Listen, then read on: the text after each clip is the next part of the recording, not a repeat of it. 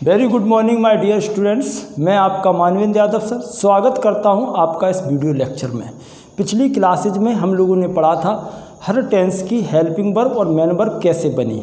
आज हम उसके आगे का सिलसिला जारी रखेंगे। उससे पहले मैं आपको कुछ बता देना चाहता हूं। जैसे हम लोगों ने बात की थी प्रेजेंट, तो प्रेजेंट क्या होता है? जैसे मैं कहूँ मैं पढ़ा रहा हूँ, तो आप ये वो टाइम है जिसको आप देख सकते हैं, महसूस कर सकते हो, अनुभव कर सकते हैं। तो we are experiencing this time, इस टाइम का हम अनुभव कर सकते हैं। लेकिन अगर मैं दूसरे लेवल पर बात करूँ और आपसे कहूँ कि बेटा आप बताओ मुझे सुबह आप 6 बजे क्या कर रहे थे, तो आप कहोगे सर मैं नहा रहा था, मैं धो रहा। धोते हो? हाँ, मैं नहा या धो रहा था, मैं ब्रेकफास्ट कर रहा था, मैं अपनी किसी को फ़ोन कर रहा था और जानू बेबी सोना कर रहा था, कुछ ऐसा। यानी कि ये वो टाइम है जिसको ना तो आपने देखा किसी ने और ना ही अनुभव किया। ये तो वो हो गया। लेकिन अब एक और नए दायरे में मैं लेके चलूँगा आपको। फ्यूचर की बात अगर करता हूँ, तो अगर मैं कहूँ कि मैं 2 बजे मूवी देखने जाऊँगा, अब देखो ना तो 2 बजे हैं, ना तो मैंने मूवी देखी है, लेकिन फिर भी इसको हम क्या कहते हैं कि ये फ्यूचर है। तो ये इनफैक्ट में कोई टाइम नहीं है और ये फ्यूचर नाम का कोई टेंस ही नहीं होता इनफैक्ट, लेकिन फिर भी हम इसको टाइम में जोड़ देते हैं। चलो अब इस सिलसिले को आगे बढ़ाते हैं और मैं कुछ एग्जाम्पल्स देता हूँ, उनमें आप ये बताने का काम करें कि कौन सा टेंस है। फिर आगे का सिलसिला हम लोग जारी रखते हैं, ठीक है। जैसे यहाँ पर मैं कुछ सेंटेंस दे रहा हूँ, जल्दी से अपने आंसर टिकटॉक करें। Reema does not do her work. आपको सिर्फ इतना बताना है कौन सा टेंस है इसमें। She did everything.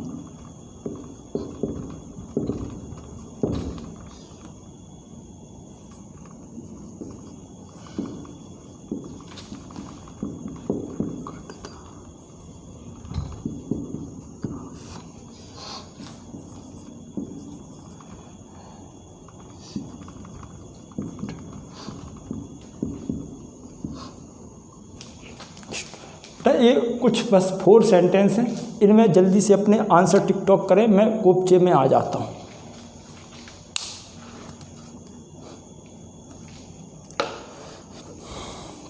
जरा देखें, तो अगर हम फर्स्ट सेंटेंस में देखने का काम करें तो आप देख पा रहे हैं Reema does not do her work. ये डज हमें ये बताता है कि ये प्रेजेंट इंडेफिनिट हो गया, तो ये आपने क्या दिया कि ये तो सर प्रेजेंट इंडेफिनिट है, ठीक है।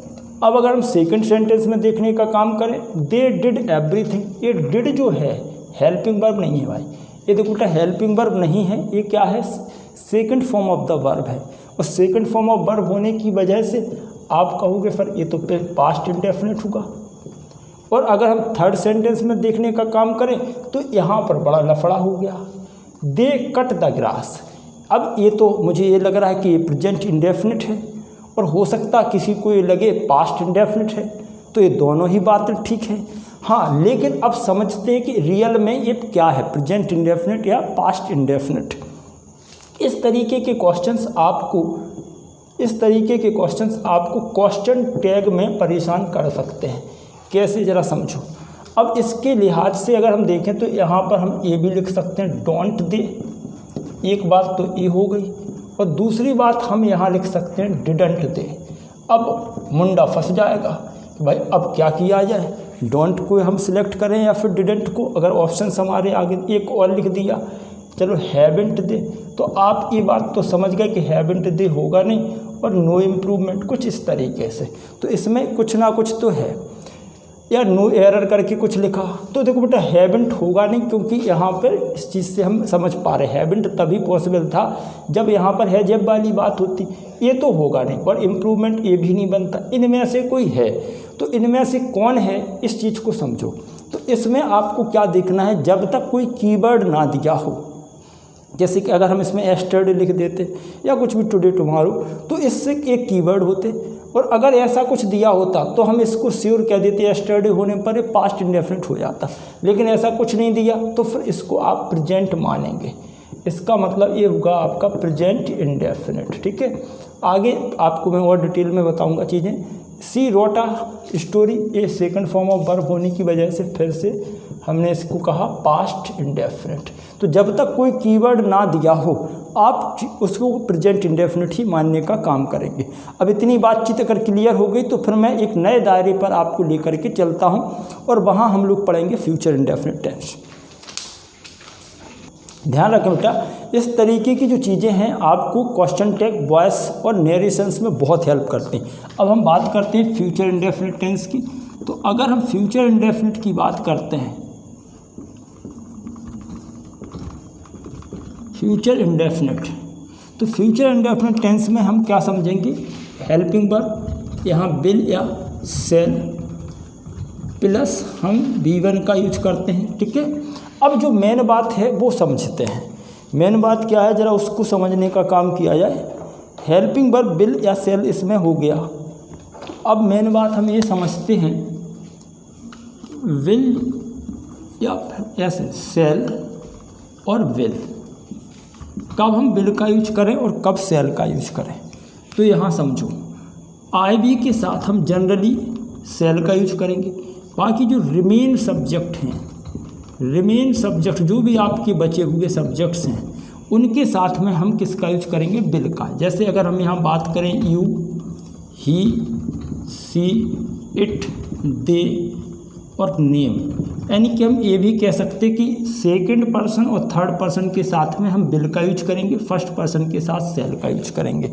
अब यहाँ एक बात आती है कि कुछ लोगों को बड़ी गलतफहमी रहती है, वो कहते हैं कि किसी के भी साथ में आप विल का यूज कर दो, यानी कि हर सब्जेक्ट के साथ में विल का यूज कर दें। ये कहना बिल्कुल गलत है, ऐसा बिल्कुल नहीं होता है। अगर बेटा बताओ, मुझे आप ही बताएं, अगर ऐसा होता तो फिर सेल का तो कोई यूज ही नहीं बचा। ऐसा नहीं है। अब ज़रा इसको अच्छे से समझने का काम करें। अगर मैंने यहाँ लिखा ये आई बी के साथ में हम सेल का यूज करते हैं और रिमेन सब्जेक्ट के साथ में विल का यूज करते हैं, ऐसा क्यों? क्योंकि ये जो बातचीत होती है ये नॉट फिक्स्ड कैटेगरी में आती है, ये नॉट फिक्स्ड में आती है। अब जिसकी वजह से ये दो चीज़ों पर हम बात करेंगे, ये या तो हमें इंटेंशन बताता है या फिर किसी व्यक्ति का ओपिनियन बताएगा। दूसरी बात, ये कोई फ्यूचर एक्शन होता है। इस तरीके से हम बात करते हैं। जैसे एक एग्जांपल ले लेते, अगर मैं कहूँ यहाँ पर आई विल की जगह मैं यहाँ लिखता हूँ आई शैल हेल्प यू। अब क्या मतलब होगा, देखो आई के साथ में हमने शैल का यूज किया, जनरल बात है। आई शैल हेल्प यू, मैं तुम्हारी मदद करूँगा। लेकिन ये चीज़ मुझे ये बता रही है किसी व्यक्ति का क्या है, इंटेंशन या ओपिनियन हो सकता, और ये बात जो है पक्की नहीं है। आई शैल हेल्प यू, मैं तुम्हारी मदद करूंगा, हो सकता मुझे लगे कि अभी मैं तुम्हारी मदद करूंगा और अब थोड़े समय बाद मुझे तुम्हारे कर्म के बारे में पता चले, तुम्हारी पूरा सिस्टम समझ में आ जाए, तो हो सकता मैं तुम्हारी मदद ना करूं। तो यहाँ पर मैंने क्या कहा, ये बात जो है पक्की नहीं है, श्योर नहीं है कि मैं तुम्हारी मदद करूंगा, इसका मतलब ये होगा। तो यहाँ पर हमने आई शैल हेल्प यू ये लिखा, और ये किसी व्यक्ति का या तो इंटेंशन यानी कि इच्छा या मत हो सकता है या ओपिनियन हो सकता। दूसरी बात, अगर हम कहें Reema will buy a car, अब देखो ये उसकी इच्छा है कि वो कार खरीदेगी। अब Reema will buy a car, देखो यहाँ पर हमने रिमेन सब्जेक्ट के साथ में विल का यूज किया, बिल्कुल ठीक है, कोई दिक्कत नहीं है। यहाँ हमने सेल का यूज किया आई के साथ में, बिल्कुल ठीक है, जनरल बातचीत है। और इसका मतलब वो व्यक्ति जो है अभी श्योर नहीं है, पक्का नहीं है कि वो ऐसा काम करेगा ही करेगा। तो इसका मतलब क्या हुआ, Reema will buy a car, Reema car खरीदेगी। हो सकता है उसे कोई और ज़रूरी काम आ जाए, उसके पास बजट बिगड़ जाए तो वो कार ना खरीद पाए। यानी कि यहाँ पर हम जब बात करते हैं आई बी के साथ में जनरली सेल का यूज और रिमेन सब्जेक्ट के साथ विल का यूज, इसका मतलब है कि जो व्यक्ति है उसका इंटेंशन या ओपिनियन जो है वो नॉट फिक्स्ड है, पक्का नहीं है।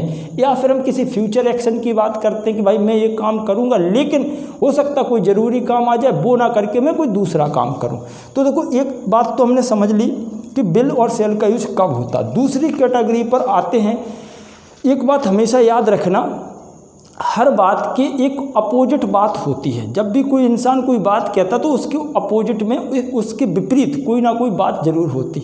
जैसे मैं अगर आपसे ये कहूँ कि बेटा आज बहुत गर्मी है, इसका मतलब क्या होगा, कल उतनी गर्मी नहीं थी, कल उतनी गर्मी नहीं थी। आज मौसम बहुत सुहावना है, इसका मतलब क्या है, कल उतना सुहावना मौसम नहीं था, उतना अच्छा मौसम नहीं था। अच्छा, कभी कभी ये हो जाता है, जैसे मान के चलो आपके पेरेंट्स आपसे कहें कि बेटा देखो ये लड़का है ना, ये लड़का मुझे आज के बाद घर में दिखना नहीं चाहिए, यानी कि इसका मतलब तो ये होगा कि इसके अलावा अगर कोई आता है तो कोई फ़र्क नहीं पड़ता, लेकिन उससे फ़र्क पड़ता है।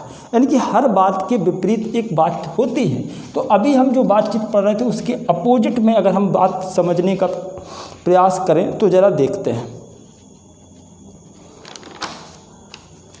अब फिर से यही मामले को लेकर के चलते हैं। अभी हम क्या कर रहे थे, आई बी के साथ में सेल का यूज कर रहे थे। अब हम इन्हीं सब्जेक्ट के साथ में, कौन से, आई और बी, आई बी के साथ में अब हम किसका यूज करेंगे, बिल का यूज करेंगे। कब करेंगे, ज़रा ध्यान से समझने का काम करें। और फिर सेल का यूज कब करेंगे, जो रिमेन सब्जेक्ट बचे हमारे, जो रिमेन सब्जेक्ट्स हैं इनके साथ हम सेल का यूज करेंगे। रिमेन सब्जेक्ट्स अब आपको मैं यहाँ बता ही चुका हूँ। ये कब होगा ये समझो।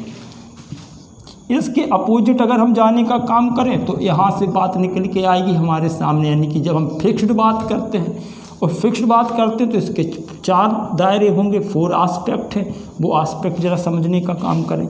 एक तो अगर हम बात करें किसी प्रॉमिस की तो इसका यूज होगा, या फिर हम बात करें डिटर्मिनेशन की,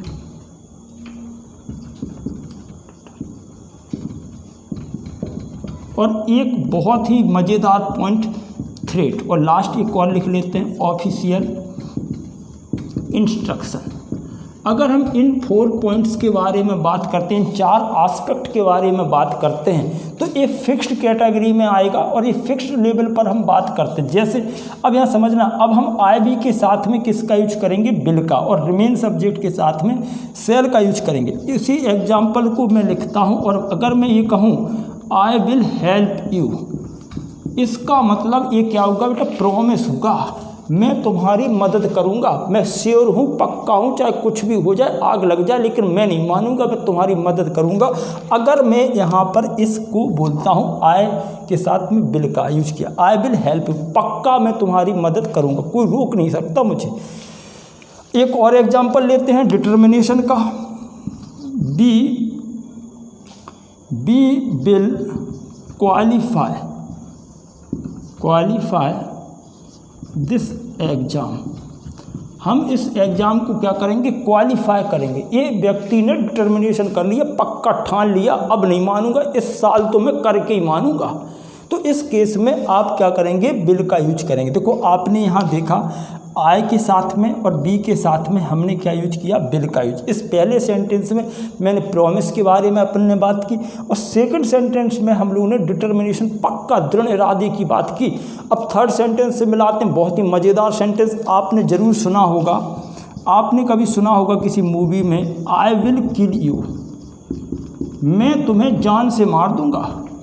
या कोई मूवी देखी आपने, कोई लड़की है और वो नाराज़ हो जाती है तो वो कहती है, बेटा आई विल किल यू, मैं तुम्हें जान से मार दूँगी।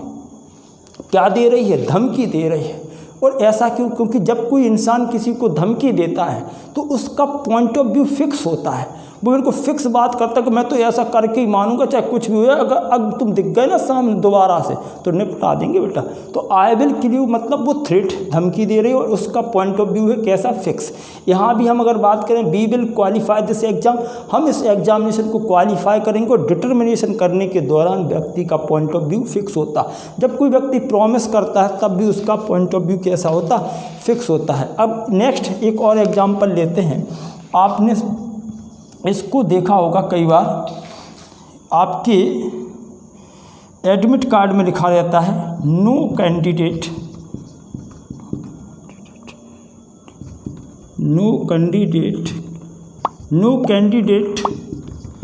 विल या सेल, क्या आएगा, विल या सेल ब्रिंग हिज और her mobile in the examination hall, मिशन ए हॉल यहाँ लिख दिया। तो तो आप मुझे जल्दी से इसका आंसर बताएं, क्या आंसर सही होगा? नो कैंडिडेट विल या सेल ब्रिंग हर और his mobile in the examination hall. जल्दी से मुझे इसका आंसर बताएं, क्या सही आंसर होगा? अब देखो, अगर हम नो कैंडिडेट को देखने का काम करें तो नो कैंडिडेट किस में आएगा? रिमेन सब्जेक्ट में। और रिमेन सब्जेक्ट में यहाँ पर हम किस बात को बताने की बात हो रही है? यहाँ विल का यूज ना करके हम यूज कर देंगे सेल का। ऐसा क्यों? क्योंकि एक ऑफिशियल इंस्ट्रक्शन है। जब कोई ऑफिसर किसी व्यक्ति को इंस्ट्रक्शन देता है तो उसका पॉइंट ऑफ व्यू कैसा होता है? फिक्स होता है।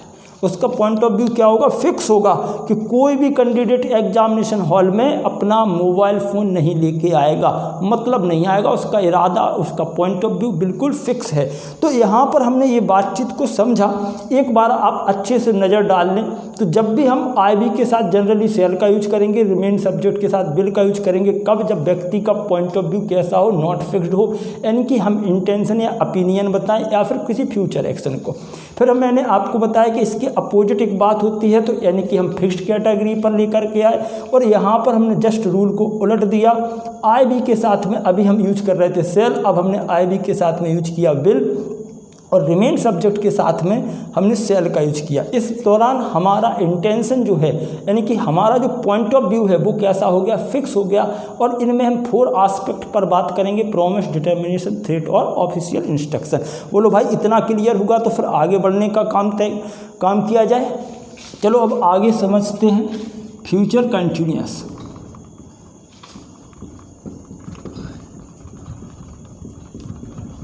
फ्यूचर कंटिन्यूअस टेंस की अगर बात करते हैं हम लोग, तो यहाँ पर आपके सामने ये हेल्पिंग वर्ब होगी विल या फिर सेल। विल या सेल प्लस हम यहाँ पर बी का यूज करेंगे, V1 प्लस ING। विल या shall be plus V1 plus ING। अब ये बी क्या होता है इसको ज़रा समझ लो। ये क्या है? पार्टिकल है। ठीक है, पार्टिकल क्या होता है? अगर हम पार्टिकल की बात करें तो एक ऐसी, इंग्लिश में एक ऐसी यूनिट जिसका कोई अपना मीनिंग नहीं होता, उसको हम पार्टिकल बोलते हैं। ठीक है, चलो पार्टिकल क्लियर होगा। अब इसका एक एग्जांपल ले लेते हैं, ज़रा माहौल बन जाएगा और आपको चीज़ भी समझ में अच्छे से आ जाएगी। देखो, she will be writing a story, ये हो गया। तो यहाँ पर विल और बी। नेक्स्ट अगर हम दूसरा एग्जांपल लेते हैं नेगेटिव, इसी को लिख लेते हैं, she will not be writing a story. तो यहाँ पर आपने क्या देखा? विल के और बी के बीच में हम यहाँ पर नेगेटिव में नॉट का यूज करेंगे। अगर आपसे कहा जाए इसको क्लोज एंडेड क्वेश्चन में बदलो तो आप आराम से लिख सकते हैं विल सी, और इस क्वेश्चन का अगर हमने क्लोज एंडेड बनाया तो will she be writing a story. कोई दिक्कत नहीं है, चीज़ें आप आसानी से समझ सकते हो। अब अगर हम इसी के जस्ट आगे बढ़ने का काम करें और समझने की कोशिश करें फ्यूचर परफेक्ट, तो फ्यूचर परफेक्ट टेंस बड़ा आसानी से आप समझ सकते हैं, बड़ी आसानी से। देखें ज़रा क्या होगा यहाँ पर, हेल्पिंग वर्ब विल या shall plus have plus V3 का यूज होगा। अच्छा ज़रा फिर से समझो। अब कहा जाए कि हैव क्या है तो ये फिर से पार्टिकल हो गया। मैंने पार्टिकल आपको बता दिया क्या होता। और अगर हम इसमें ये देखने की कोशिश करें कि जो हैव है इसका यूज तो हम शुरुआत से ही कर रहे हैं, मतलब हमने प्रेजेंट परफेक्ट और पास्ट परफेक्ट में भी इसका यूज किया था। कैसे? प्रेजेंट परफेक्ट के साथ में आपने हैज हैव प्लस V3 का यूज किया। पास्ट परफेक्ट में आए तो वही हैव का थर्ड एक्शन हेड और V3 यूज हो गया। फिर हम अगर यहाँ पर बात करें, अगर आप यहाँ भी देखने की कोशिश करें तो फ्यूचर कंटिन्यूअस टेंस में आपने जिस बी का यूज किया, इस बी का यूज भी हम शुरुआत से ही कर रहे थे। कैसे? प्रेजेंट कंटिन्यूअस में हम बी की फॉर्म इजेमार का यूज कर रहे थे, पास्ट कंटिन्यूअस में आने पर हम वॉज वर्ब में आए और यहाँ पर ए बी, इस तरीके से आपने यूज किया। एक इसका भी एग्जाम्पल लिख लेते हैं, माहौल बन जाएगा। देखते हैं, she will have completed her task, और नेगेटिव अगर हम लिखने की बात करते हैं तो she will not have completed her task. अब आप फटाफट इसका एक क्लोज एंडेड क्वेश्चन जल्दी से तैयार कर लें। एक क्लोज एंडेड होगा तो क्लोज एंडेड करने पर हम क्या यूज कर देंगे, विल सी, और एक मैंने फर्स्ट का बनाया, will see have completed her task. तो ये तो आपका ये रहा फ्यूचर कंटिन्यूस और फ्यूचर परफेक्ट टेंस। यहाँ तक कोई समस्या किसी को नहीं होगी, ठीक है। अब हम इसके जस्ट आगे चीज़ों को एक अलग लेवल पर समझने का प्रयास करते। तो अभी हमने प्रेजेंट इंडेफिनिट, प्रेजेंट कंटिन्यूस और प्रेजेंट परफेक्ट समझा, past indefinite, past continuous, past perfect समझा, फ्यूचर इंडेफिनिट, फ्यूचर कंटिन्यूस और फ्यूचर परफेक्ट टेंस को समझा। अब तुम लोगों को एक बड़ा इंतजार था, कुछ बच्चे कह रहे थे सर आपने प्रेजेंट परफेक्ट कंटिन्यूस तो पढ़ाया ही नहीं, कहाँ चला गया। तो बेटा अब जिस चीज़ का तुम लोगों को बेसब्री से इंतजार था अब वो घड़ी आ गई। चलो अब मुद्दे को आगे बढ़ाते हैं और प्रेजेंट परफेक्ट कंटिन्यूस टेंस की बात करते हैं। प्रेजेंट परफेक्ट कंटिन्यूस,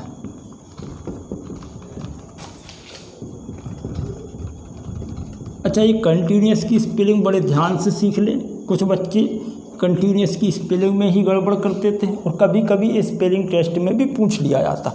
अब इसकी हेल्पिंग वर्ब क्या होती ये समझ लेते हैं।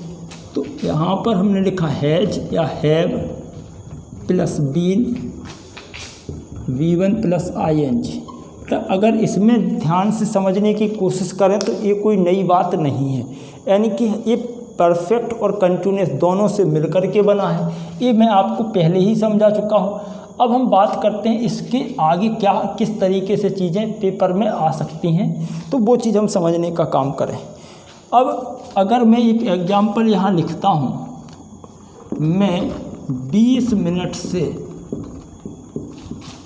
टेंस पढ़ा रहा हूँ, तो इसमें जो यहाँ पर से वर्ड आया, इस से की वजह से हम यहाँ किसका यूज करते हैं, सिंस या फॉर का यूज करते हैं टाइमिंग के लिए। सिंस या फिर फॉर प्लस टाइम। अब मज़े की बात यहाँ ये है कि इसकी वजह से हम सिंस या फॉर का यूज करते हैं टाइम के बताने, टाइम के साथ में। और कमाल की बात तुम्हें ये समझना है कि कब हम सिंस का यूज करेंगे और कब फॉर का यूज करेंगे। ज़रा इस चीज़ को समझने के लिए मैं एक पहले टाइमलाइन ड्रॉ करता हूँ। इस टाइमलाइन को ज़रा समझें। टाइमलाइन क्या होती है, जो समय के बहाव को बताती है उसको हम बोलते हैं टाइमलाइन, यानी कि समय कैसा चल रहा है उसके बारे में बताती है। अब अगर मैं कहता हूँ कि मैं 20 मिनट से टेंस पढ़ा रहा हूँ और अभी मान लो कि ये आपका टाइम जो अभी हुआ है 10 बजा है। अब ये 10 बजे, सुबह के 10 बजे हैं और मैं अगर कहूँ कि मैं 20 मिनट से टेंस पढ़ा रहा हूँ, इसका मतलब तो ये होगा कि मैं 9:40 से आपको टेंस पढ़ा रहा हूँ। तो अगर इस बातचीत को ज़रा समझने का काम करें तो मैं 9:40 से टेंस पढ़ा रहा हूँ और 10 बज गया, अभी भी मैं टेंस पढ़ा रहा हूँ। तो इसका तो भैया मतलब ये होगा कि जो यहाँ से यहाँ तक का जो सफ़र है, जो आपने यहाँ से यहाँ तक का सफ़र तय किया, यहाँ भी मैं पढ़ा रहा था और यहाँ अभी भी पढ़ा रहा हूँ, मैंने अभी बंद तो किया नहीं है। तो इसका मतलब यहाँ से जो यहाँ तक का जो काम होगा, ये काम तो हमारा परफेक्ट हो गया। तो ये परफेक्ट कंटिन्यूस आप पढ़ रहे ना, परफेक्ट कंटिन्यूस क्यों होता, यानी कि परफेक्ट तो हमें ये चीज़ बताने का काम करती है कि काम कंप्लीट हो गया, और एक कंटिन्यूस ये बताता है कि अभी भी काम चल रहा है। तो ये दो बातें कैसे, अगर मैं आपसे कहता हूँ कि मैं 10 बजे से टेंस पढ़ा रहा हूँ तो इसका, या मैं 20 मिनट से टेंस पढ़ा रहा हूँ, तो 20 मिनट का मतलब क्या होगा कि मैं 9:40 से पढ़ा रहा हूँ और अभी 10 बज गया और पढ़ा ही रहा हूँ, यानी कि काम यहाँ भी आगे चल रहा है।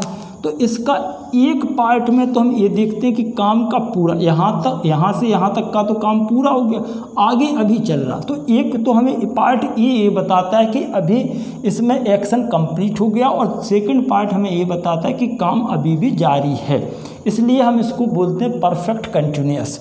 ठीक है। अब बेटा अब इसका आगे का मामला हम लोग समझने का काम करते हैं। ठीक है। तो ये बातचीत आपको समझ में आ गई। अब परफेक्ट के 3 एस्पेक्ट और होते हैं, यानी कि यहाँ से एक बात निकल के आ रही, एक तो ये हमें किसी काम के कंप्लीट होने को बताता है, दूसरी बात इसमें क्या रहेगा, नो स्कोप ऑफ इम्प्रूवमेंट। ये बात झपनी रही है कि भाई ये नो स्कोप ऑफ इम्प्रूवमेंट क्या है, इसको ऐसे समझ लो।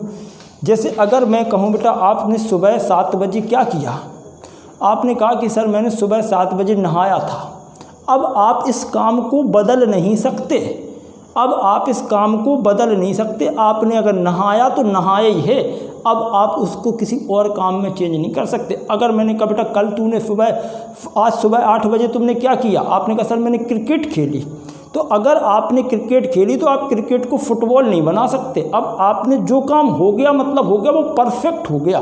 परफेक्ट का मतलब कंप्लीट हो गया और इसमें अब कोई भी स्कोप नहीं है बदलने का। तो ये बात हमने समझ ली। दूसरी बात इसमें एक चीज़ और भी रहेगी, इफ़ेक्ट कैन बी सीन और फेल्ट। इसका जो इफ़ेक्ट है उसको अभी भी देखा जा सकता है। ये 3 एस्पेक्ट और निकल के आए। मतलब कैसे, जैसे अगर आपने मुझसे कहा सर चाय पियोगे, मैंने कहा नहीं बेटा मैंने अभी अभी चाय पी है, और इसका जो असर है वो मेरे अंदर अभी है, अभी तक है। यानी कि मैंने क्या कहा, नहीं बेटा मैंने अभी अभी चाय पी है, तो एक तरफ तो मैंने कंप्लीट होने को बताया, दूसरी बात इसके इफ़ेक्ट को, यानी कि इसका असर मेरे अभी अंदर है। तो आप इस तरीके से आप बता सकते हो कि इसके इफ़ेक्ट को देखा और महसूस किया जा सकता है। तो ये बातचीत अगर समझ में आ गई तो इसका मतलब तो ये होगा परफेक्ट टेंस का कि कोई ऐसा हिस्सा जो एक तरफ तो किसी एक्शन के कंप्लीट होने का बताता है और दूसरी तरफ किसी चीज़ के जारी रहने को बताता है, उसको हम बोलते हैं परफेक्ट कंटिन्यूअस। अब जो मेन मामला है वो ये नहीं है, ये मेन मामला ये है कि कब सिंस और कब फॉर का यूज करें। बेटा कुछ लोगों को तो बड़ी गलत फहमी बैठे वे बस इतना सा सेट किए बैठे, निश्चित समय तो सिंस और अनिश्चित समय तो फॉर। बेटा थोड़ा सा गम खा, अभी मामला आगे सेट हो जाएगा, सब कुछ घबराने की ज़रूरत नहीं है। अब हम जो मेन मुद्दे पर आते हैं वो समझते हैं। जरा देखते हैं करेक्ट यूज ऑफ सिंस और फॉर। तो सिंस और फॉर के करेक्ट यूज बेटा कैसे होते ये समझते। पहला मामला हमारे सामने ये है सिंस। सिंस की अगर हम बात करते हैं, पहले तो हम सिंस से शुरुआत करते हैं। सिंस का यूज हम कब करते हैं, तो सिंस का यूज आप लोग बहुत अच्छे से जानते, पॉइंट ऑफ टाइम के लिए करते हैं। पॉइंट ऑफ टाइम का मतलब क्या होगा, स्पेसिफिक।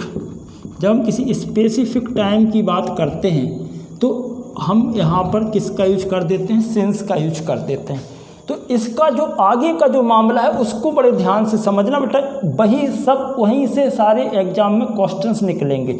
ये तो बेसिक बात थी, मैंने बता दी कि भाई सिंस का यूज हम पॉइंट ऑफ टाइम निश्चित समय में करते और ये स्पेसिफिक टाइम को बताता। अब जरा आगे का खेल समझें। स्पेसिफिक टाइम जब बताएगा तो हम इसमें बात करेंगे day, date, year, month, weather, season की। अगर हम इस तरीके की बात करते हैं, यानी कि जिसमें हम day, date, year, month, weather ये सही नहीं लिखा, वेदर की बात करते हैं तो फिर हम किसका यूज करेंगे, सिंस का यूज करेंगे। जैसे थोड़ा सा समझ लेते, अगर मैं कहूँ सिंस मंडे, अभी सिंस मंडे क्या होगा, किसी हमने दिन की बात की, किसी ईयर की बात कर लेते, सिंस 2002 से, तो ये चीज़ क्या हो गई, ये एक हमें स्पेसिफिक टाइम को बताएगा, पॉइंट ऑफ टाइम को बताएगा। तो इस तरीके की जब बातचीत होगी तो हम सिंस का यूज करेंगे। सेकंड स्टेप पर हम आते हैं, और अगर हम किसी पार्ट्स ऑफ अ डे की बात करते हैं, पार्ट्स ऑफ अ डे, तो एक पार्ट्स ऑफ अ डे समझ में आ रहा बेटा, ए बिड़ू समझ में आ रहा मैं क्या कह रहा हूँ। पार्ट्स ऑफ अ डे की बात करें तो पार्ट्स ऑफ अ डे क्या होगा, जैसे आपने कहा since evening, parts of a day since midnight, since कुछ भी, सिंस मॉर्निंग, ठीक है, सिंस मिडनाइट, काफ़ी हो गया इतना, एक और लिख लेते हैं सिंस मॉर्निंग। तो ये सारी जो बातचीत है इसमें हम किसका यूज करेंगे, सिंस का यूज करेंगे। किसी पार्ट ऑफ अ डे के बारे में हम लोग बात कर रहे हैं।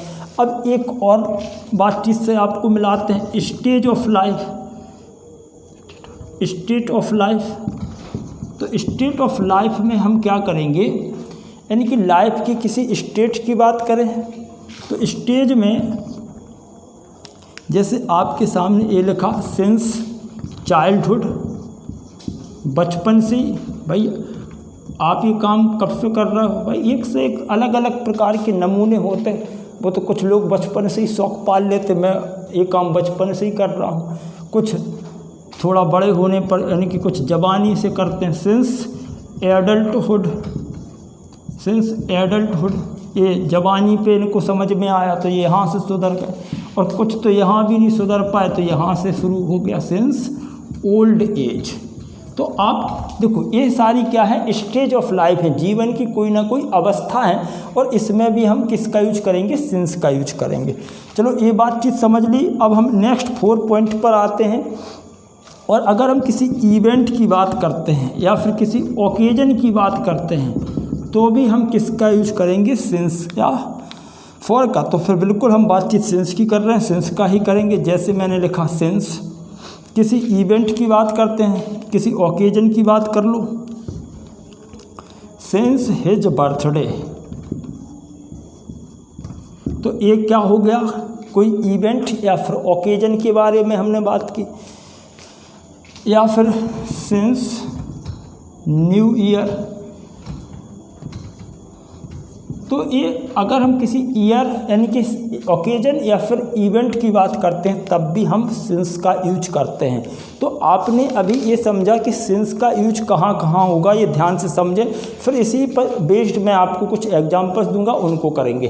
तो सबसे पहले सिंस का यूज हम point of time, specific time को बताने के लिए करेंगे। जैसे day, date, year, month, year, weather, इनकी बात करें तो जैसे सिंस मंडे, सिंस 2002, तो हम सिंस का यूज करेंगे। पार्ट्स ऑफ अ डे की बात करें, since morning, since midnight, since evening, कुछ ऐसे। स्टेज ऑफ लाइफ की अगर बात करते हैं, किसी जीवन की अवस्था, जैसे सिंस चाइल्डहुड, मैं बचपन से ही ये काम कर रहा हूँ। कोई जैसे अपना जवानी से कर रहा है, कहीं ना कहीं से कर रहा है, जिसकी जब बुद्धि खुल गई। सीधी सी बात यह है कि हर आदमी की बुद्धि किसी की जल्दी खुल जाती, किसी की देर में खुलती, किसी की खुलती ही नहीं है, तो वो एक अलग मामला है से। और यहाँ पर बात करें इवेंट या ओकेजन की बात करें, यहाँ पर भी हम किसका यूज करते हैं, सिंस का। जैसे आपने कहा सिंस इज बर्थडे, मैं उसके जन्मदिन से ये चीज़ है। तो बेटा सिंस का अगर यूज समझ में आ गया तो अब मैं फॉर का यूज समझाऊं और फिर मज़ेदार बातचीत आपके सामने एक और शुरू होगी। अब हम बात करते हैं फॉर की। तो फॉर का यूज जनरली इतना तो तुम लोग रटे बैठे हो, period of time. Period of time के लिए हम फॉर का यूज करते हैं। दूसरे जो कमाल की बात है इसमें, ये जो यूज है वो हम कब करेंगे, इंडेफिनिट ड्यूरेशन। इंडेफिनिट ड्यूरेशन को बताने के लिए हम किसका यूज करते हैं, फॉर का। अब कुछ बच्चों को लग रहा था कि सर मैं बिल्कुल वैसे ही बताने जा रहा हूँ बेटा जैसे कि तुम कक्षा 7-8 में पढ़े हो। बेटा थोड़ा सा दायरा बदल गया। अब आप ये समझो, अगर आप NDA, CDS, SSC की तैयारी कर रहे हो तो चीज़ों को उसी के हिसाब से पढ़ना होगा।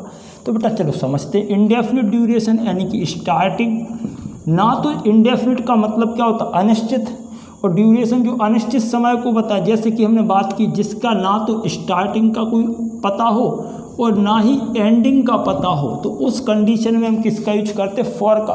पता ही ना चले भाई कब से मामला से चल रहा है, कब से कहानी सेट है, ये सेट है कि नहीं है। तो अब मामला पता ही नहीं चल रहा कब सेट हुआ, कब से हुआ, तो फिर हम वहाँ पर किसका यूज करेंगे, फॉर का यूज करेंगे। एक इसके एग्जाम्पल से मिलाने से पहले जैसे मैं आपको इसे समझा दूँ। पहले अगर मैं आपसे कहूँ, मैंने आपको फ़ोन लगाया, आपके किसी दोस्त ने आपको फ़ोन लगाया और पूछा भाई कहाँ है तू, उसने कहा मैं तो बाहर हूँ। उसने फिर आपसे पूछा और तुम कहाँ हो, तो आपने कहा मैं तो तेरे घर के सामने ही खड़ा हूँ। कब से, आपने कहा बहुत देर से। अब बहुत देर मतलब ना तो जिसकी एंडिंग का पता है, सॉरी ना तो स्टार्टिंग का पता है ना एंडिंग का पता है। तो इस में मतलब कैसा एग्जाम्पल, जैसे मैंने लिख दिया फॉर अ लॉन्ग टाइम, लंबे समय से। अब ना तो इसकी स्टार्टिंग का पता है ना ही कोई एंडिंग का पता, या फिर मैंने कहा फॉर मैनी ईयर्स, कई सालों से मैं ये कर रहा हूँ। बेटा कई साल, पता नहीं कब की कई साल, यानी कि ना तो हमें शुरुआत का पता चल रहा और ना ही उसका अंत का पता चल रहा, तो हम फॉर का यूज करेंगे। अब दूसरी कंडीशन क्या है, न्यूमेरल टाइम ऑफ वर्ड। अगर हम न्यूमेरल टाइम ऑफ वर्ड्स का यूज करते हैं तो भी हम किसका यूज करेंगे, फॉर का। अब न्यूमेरल बेटा झपरा कि नहीं झपरा, थोड़ा बहुत न्यूमेरल झपरा नहीं झपरा, समझो ऐसे कुछ। अब न्यूमेरल में कुछ कुछ इतनी बेचैनी हो रही होगी कि साला न्यूमेरल क्या है। न्यूमेरल जैसे लिखा मैंने फॉर 5 डेज। अब यहाँ पर भैया ये 5 क्या है, न्यूमेरल संख्या, न्यूमेरल का मतलब नंबर संख्या। फॉर 5 डेज 5 दिन से।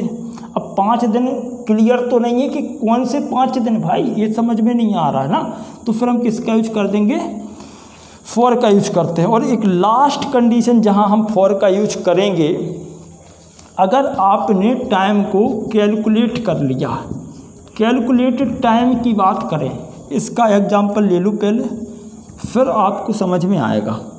जैसे मैंने लिख दिया फॉर अ सेंचुरी,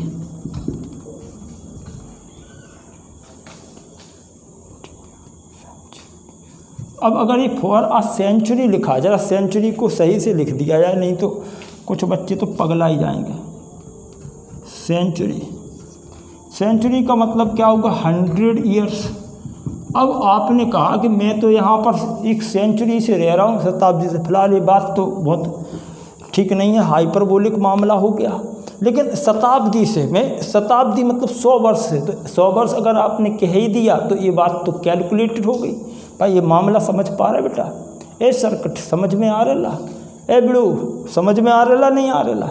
अब देख समझो, तो इसका मतलब अगर आपने किसी को कह दिया 100 ईयर्स, मतलब वो मामला तो कैलकुलेटेड हो गया, जिसको आपने काउंट कर लिया, गणना कर ली, तो फिर यहाँ पर भी हम किसका यूज करेंगे, तो यहाँ पर भी फॉर का यूज हो जाएगा। बेटा एक बार इन सारी चीज़ों पर नज़र डालें, जैसे आपने सिंस पर डाली थी, फिर हम यहाँ पर कुछ एग्जांपल्स देते हैं, उनको हम लोग मिलकर के सॉल्व करेंगे। यानी कि फॉर का यूज हम लोग कब कर रहे हैं, period of time, indefinite duration को बताने के लिए, जिसकी ना तो स्टार्टिंग का पता हो ना ही एंडिंग का पता हो। तो for a long time, for many years, ऐसा। न्यूमेरल टाइम में, टाइम ऑफ बर्ड्स में भी हम फॉर का यूज करेंगे, फॉर 5 डेज, फॉर 7 डेज, कुछ ऐसे। कैलकुलेटेड टाइम, जिसकी गणना कर ली। अब जरा यहाँ पर आओ, और अब मैं देखता हूँ कि आपने कंसेप्चुअल लेवल पर चीज़ों को कैसे समझा, उस बेस पर आपको मैं यहाँ पर कुछ एग्जांपल्स दे देता हूँ, उनको आप जल्दी से उनमें अपने आंसर दें।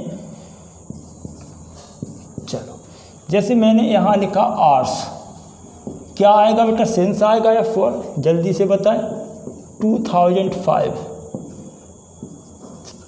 She got marriage. Next,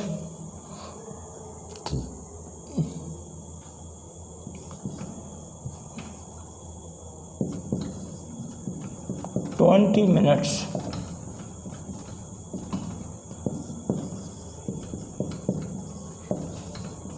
yesterday।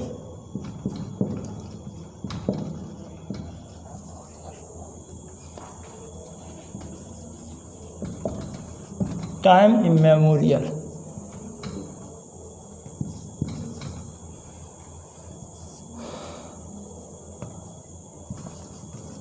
Morning.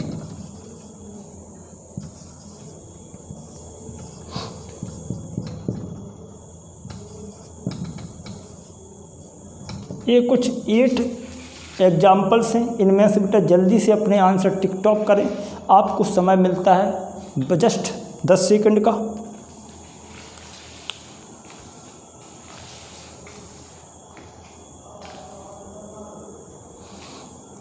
अच्छा बेटा, आपके 10 सेकंड कंप्लीट हुए। अब हम समझाने का काम करते हैं, ज़रा समझें। जैसे मैंने यहाँ पर, अच्छा इससे पहले एक चीज़ समझ लो, आपको ये चीज़ बताई थी कि सिंस और फॉर का यूज हम कहाँ करते, सिर्फ 3 चीज़ों के लिए करते हैं। ये अगर बातचीत नहीं बताई थी तो अब समझ लो। सिंस फॉर का यूज, एक और चीज़ समझ लें, यहाँ पर इन 3 चीज़ों के लिए करते। जब हम बात करें किसकी, वर्ड की या फिर सेंटेंस की और फ्रेज की बात करें तो इन चीज़ों में भी हम किसका यूज करेंगे बेटा, सिंस या फॉर का यूज करेंगे। अगर नहीं बताया था तो आप यहाँ ज़रा बढ़िया ध्यान से और कान खोल के सुन लें। सिंस फॉर का यूज हम कब कर सकते हैं, जब हम वर्ड सेंटेंस या फ्रेज की बात करें।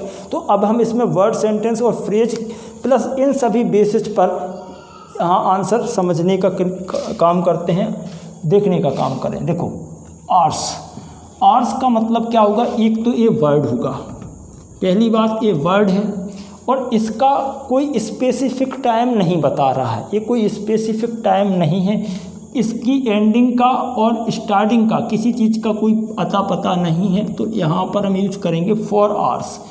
2005 एक वर्ड होगा और वर्ड होने की साथ साथ ये किसी चीज़ के स्पेसिफिक चीज़ को बता रहा है, स्पेसिफिक टाइम बताने की वजह से यहाँ पर हमने सिंस का यूज किया। अब यहाँ तो कहानी बहुत ज़्यादा ख़राब है। सिंस सी गॉट मैरिड, उसने शादी कर ली। बेटा तुझे क्या फ़र्क पड़ रहा, अगर उसने कर ली तो तुम्हें क्या दिक्कत, तुम्हारे पेट में क्या दर्द हो रहा। अच्छा चलो कोई बात नहीं, बात दर्द की नहीं है, बात सिंस और फॉर की है। तो सिंस या फॉर किसका यूज करें, तो बात ये है कि सी गॉट मैरिड, ये तो शायद हमारे हिसाब से सेंटेंस है और सेंटेंस होने की वजह से हमने यहाँ दिमाग ज़्यादा लगाने की ज़रूरत नहीं है, सिंस का यूज करेंगे। 20 मिनट्स क्या है, ये 20 मिनट्स तो एक फ्रेज होगा और फ्रेज होने के साथ साथ अगर हम कहें कि मैं 20 मिनट से पढ़ा रहा हूँ, इस 20 मिनट का कोई क्लियर पता नहीं चल रहा है, ये कोई स्पेसिफिक टाइम नहीं है, इसकी शुरुआत और एंड का पता नहीं चल रहा, कब के 20 मिनट, कौन से 20 मिनट, यानी कि ये स्पेसिफिक नहीं है और फ्रेज है। ठीक है, ये फ्रेज है, ये सेंटेंस है और यहाँ पर हम यूज करेंगे फॉर का। अब अगर हम बात करते हैं एस्टरडे, तो यहाँ एस्टरडे का मतलब क्या, ये वर्ड हो गया और कौन सा एस्टरडे ये हम समझ नहीं पा रहे हैं, यहाँ से ये स्पेसिफिक टाइम नहीं है, तो यहाँ भी हम यूज करेंगे फॉर। अब देखो बेटा एक अच्छा सा वर्ड आया आपके सामने, जल्दी से मुझे इसका आंसर बताने की कृपा करें कि टाइम इमेमोरियल के पहले क्या आएगा।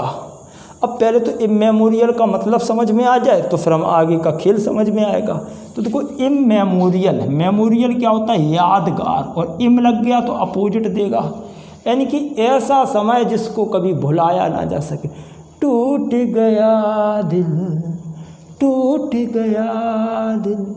अब अगर किसी के साथ में कुछ ऐसा लफड़ा हो जाता है, इसका मतलब तो ये है कि ये समय तो भुलाया नहीं जा सकता। अगर कोई किसी की गर्लफ्रेंड किसी को छोड़ के चली जाती तो बेटा दिल तो टूटेगा, और ये वो टाइम होगा जिसको हम भुला नहीं सकते, यानी कि ये तो स्पेसिफिक हो गई बातचीत। स्पेसिफिक होने की वजह से यहाँ सिंस का यूज होगा। अगर हम बात करें मॉर्निंग, तो ये पार्ट ऑफ अ डे की बात है और मैंने आपको सिखाया था पार्ट ऑफ अ डे, इसमें तो हमें कहीं दिखा नहीं, ये इसका मतलब यहाँ पर हम सिंस का यूज करेंगे। ये एक स्पेसिफिक टाइम होता है और इसका एक, इसमें कभी कभी कुछ बच्चे परेशान हो जाते कि सर मॉर्निंग, अरे बेटा तेरी मॉर्निंग से मतलब नहीं है, मॉर्निंग का मतलब जब सूरज उगा और सुबह का जो टाइम है वो मॉर्निंग हो जाएगा। अब सुबह सूरज उगने से 9-10 बजे तक हम आराम से मॉर्निंग की बात करेंगे। अब फिलहाल तो वो 12 बजे के पहले तक सिस्टम चलेगा, लेकिन इसका मतलब ये होगा, इसका मतलब तुम्हारी सुबह से नहीं है, ये स्पेसिफिक होगा, सिंस का यूज हो जाएगा। लास्ट नाइट बेटा, अगर लास्ट नाइट की बात करें, ये देखो वर्ड था, ये फ्रेज था, ये फिर से यहाँ पर फ्रेज होगा और फ्रेज है। लास्ट नाइट की बात कर रहे, लास्ट नाइट कह दिया तो ये तो स्पेसिफिक बात हो गई, हम कोई किसी और रात की बात नहीं कर रहे, पिछली रात की बात कर रहे हैं। अब आप समझ लो। तो बेटा यहाँ पर हम यूज करेंगे सिंस का। आई होप आपको ये जानकारी बड़ी ही मज़ेदार लगी होगी। कल इससे भी बेहतर जानकारी के साथ हम आपको मिलेंगे। हाँ, अगर आपने अभी तक चैनल को सब्सक्राइब नहीं किया तो जल्दी से चैनल को सब्सक्राइब कर लें, ताकि सारे जो भी मेरे वीडियोज़ हैं आपको टाइम पर सबसे पहले मिले। So guys, thank you so much. I am Manvendra Yadav और मिलते हैं आपको अगली नेक्स्ट क्लास में टेंस के ही और अदर लेक्चर्स के साथ में।